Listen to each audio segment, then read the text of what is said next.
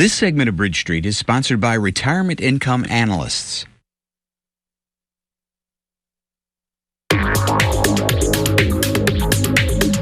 Well, we all know that we should be preparing for retirement, but sometimes there are roadblocks that we find ourselves in when we're planning and maybe strategizing for that time. Chief Coughlin joins us this morning from Retirement Income Analysts. He's a registered rep with First Allied Securities. And Chip, you're going to run down some common roadblocks. Let's start with those. Good morning. Good morning. Thanks for having me. Thanks for being here.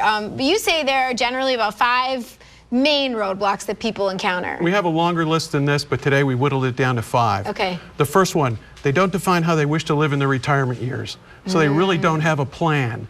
And you got to plan for the lifestyle you want to have. Number 2, don't set financial goals to achieve your lifestyle goals. You got to plan early, you got to plan often, you got to get ahead of the curve on that. Yeah. Number 3, don't invest early in life and on a regular basis.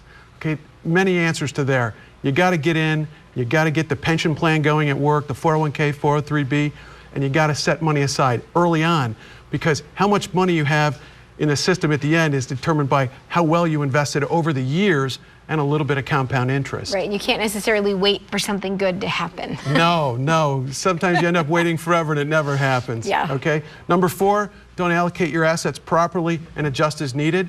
We get clients that come into the office and they're 90% equities, 10% bonds, and they're about to retire. So they took too much risk in the latter part of the retirement. And what we try to avoid is poor returns right before you retire. Okay. They can have a negative effect on your retirement. So you could coach somebody to not make those decisions. That's where you come into play, right? Okay. Absolutely. We take some wind out of the sails, if you will, or some risk out of the portfolio to ensure the gains they've made over time. Okay. And then finally? They don't take advantage of their employer benefit plans. What do you mean by that? That's your 401k, your 403b. Do they have a simple IRA? You have to use those because there's a tax advantage. The money you put in the 401k or 403b reduces your taxable income, so you pay less taxes. I see. That's a good thing. And you can put in, once you get over 50, you can put in an additional $5,000 into those plans. Are you saying people don't invest in them, and that's why? They don't take advantage of that. I see. Okay. Because it's tax deferred. It lowers your taxable income. The money grows without any tax, and you can build that up tremendously, but you have to start young. Yeah. My daughters are 25, 27, and 30, and they're killing it in their 401ks because they started young. Because it's the time you're in the market, because you want to get as many doublings as you can. Yeah, we get the annual reminder every year from my father-in-law. He'll say, hey, check in on that, Well, with my girls, we do it 4 times a year. Hey. We do the financial meeting at the dining room table 4 times a year, and that's when it comes out. It matters whenever you do it. Okay. It surely does. So 4 strategies now. So if you're in one of those roadblocks, how you can maybe get out of it. Number 1, you have to take a financial inventory. Okay. We call that the net worth and your cash flow. We want to see where you are, what problems you're running into, and what your budget looks like. Okay. Because you have to make changes. Spending is a learned behavior, and you have to change it. If you're spending too much and saving too little, you have to change that. And it takes hard work, it takes diligence, and you really got to stick to it and have your priorities in order. All right. Number 2, manage credit wisely. 1 credit card, you say? 1 credit card. Okay, credit cards should be called convenience cards. Yes. Not credit. We don't want to pay interest every single month.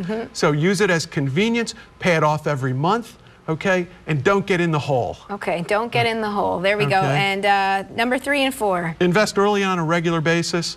We talked about that earlier today, but get in, stay in, and reinvest along the way. And it'll pay dividends and increase your deposit every so often. Maybe every 3 months, every 6 months, put a little bit more in. Okay. Ease yourself into the plan, but be in the plan. And then finally, use tax laws to your advantage. Right. I talked about this just a minute ago. Putting money in your 401k reduces your taxable income. Putting money in your IRA, if you don't have a retirement plan, reduces your taxable income. Okay. So let's use the tax laws to help you get ready for retirement.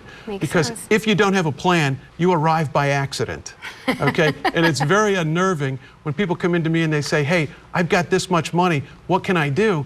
And I say, well, here's how you're going to live. Yeah. And it's very difficult, because when you look at life expectancies today and you want to live that long, you've got to have a plan to get you there. There we go. Well, and if you need help with that plan, you could visit Retirement Income Analysts at 892 East Brighton Avenue in Syracuse, or give them a call, 701-4440.